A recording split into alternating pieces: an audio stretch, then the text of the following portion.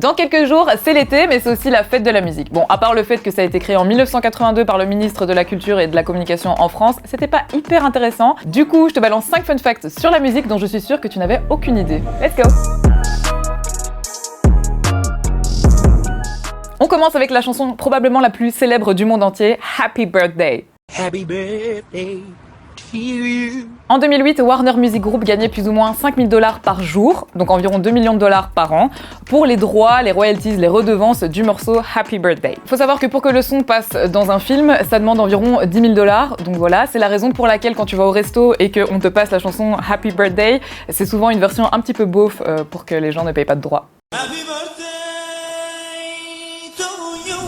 On va parler de Ryan Gosling. On le connaît parce que c'est un putain de beau gosse, un très très bon acteur, mais est-ce que tu savais qu'il a commencé sa carrière dans le Mickey Mouse Club avec Justin Timberlake, Britney Spears ou encore Christina Aguilera, où il chantait des petites chansons, il dansait, etc. quand il était jeune. Et en plus, on lui a demandé d'être le 6e membre des Backstreet Boys. Il fut un temps, Ryan Gosling a emménagé à côté d'un inconnu qui faisait de la musique et qui créait un boys band, le dit Backstreet Boys. En discutant avec lui, le mec lui a proposé d'être le 6e membre du groupe en disant que ça allait être un truc de fou, qu'ils allaient devenir une légende de la musique, et Ryan Gosling a refusé en disant qu'il ne croyait pas du tout au projet, et c'est ce qu'on appelle un acte manqué. À nos actes manqués.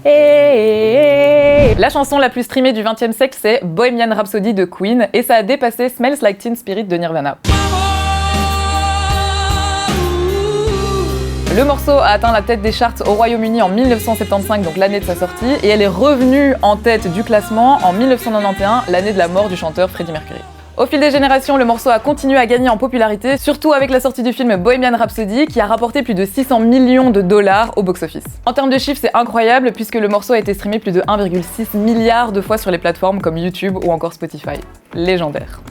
On continue en parlant de marketing, musique et sciences du cerveau. Les annonceurs utilisent de la musique pour nous faire acheter des produits. Bah oui, nos cerveaux appartiennent à Apple, Starbucks ou encore McDonald's. I'm loving it. Pa-ra-pa-pa-pa. Ils utilisent la musique pour transformer nos cerveaux en machines à acheter des produits. Et il y a même une étude qui le prouve, elle a été réalisée par l'Université d'État de l'Ohio, qui s'appelle La musique dans la pub. Ils ont constaté que l'association de la musique et de l'identité d'un produit contribuait grandement au rappel du produit. Ils ont aussi constaté que la musique restait dans le cerveau du consommateur même quand c'était inconscient.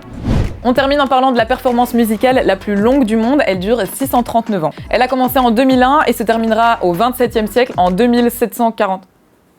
2640. Je sais pas compter, de ouf. Elle a été inspirée de l'œuvre de l'excentrique John Cage, As Slow as Possible, donc le plus lentement possible, d'où son nom, enfin d'où son rythme. Merci. Merci à tous.